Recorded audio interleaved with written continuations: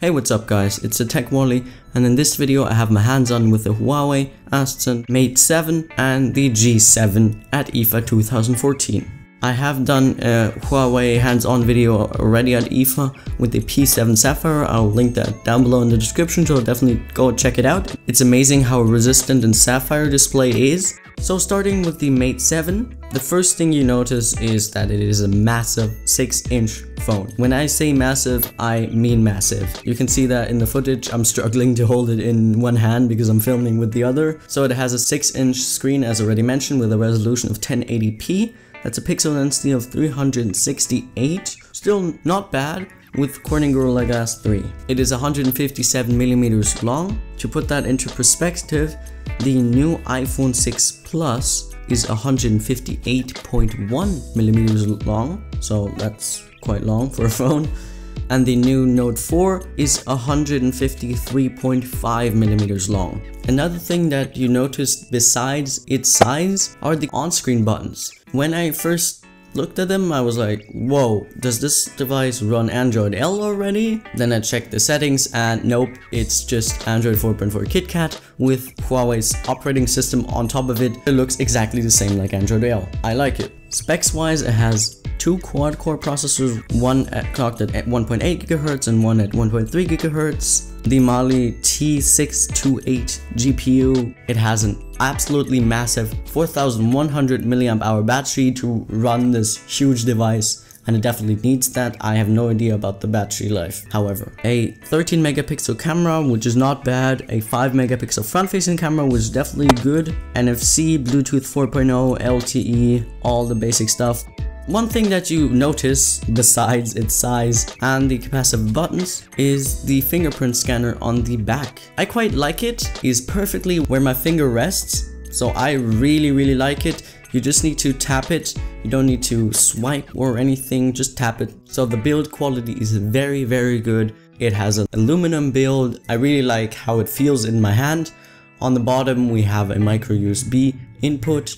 On the left side we have a micro SD card slot and the SIM card slot. On the top we have the 3.5mm headphone jack, and on the right side we have the volume rocker and the power button. On the back we have the 13 megapixel camera with an LED flash, the fingerprint scanner below it, and the speaker. It comes with 16 GB of internal storage, then it comes with 2 GB of RAM.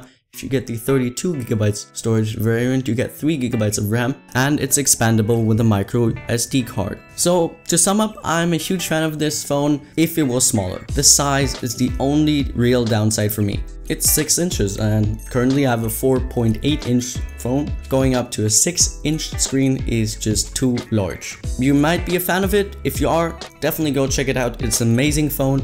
For me, it's just way too large. It also comes with some special noise cancelling headphones. They're good, however, there aren't great headphones or anything special.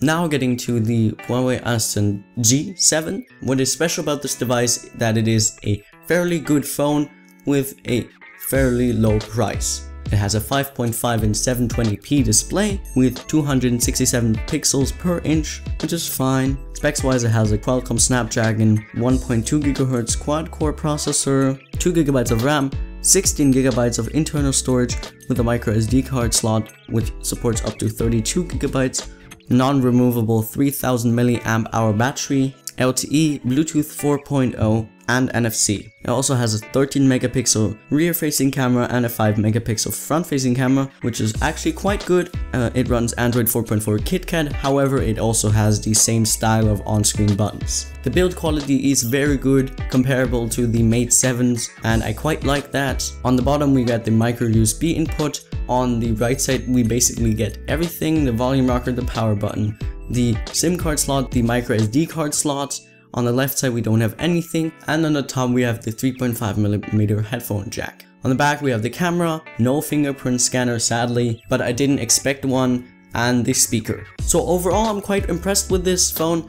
I quite like it, especially for the price. I'm not sure about the exact price, but it's pretty low. If you don't care about the best specs, but you want a decent phone with a good camera and amazing build quality, then definitely go check it out. Thank you guys for watching. I hope you enjoyed. Definitely give me a thumbs up down below. follow me on Twitter, and subscribe if you want to see more videos like this one. Bye.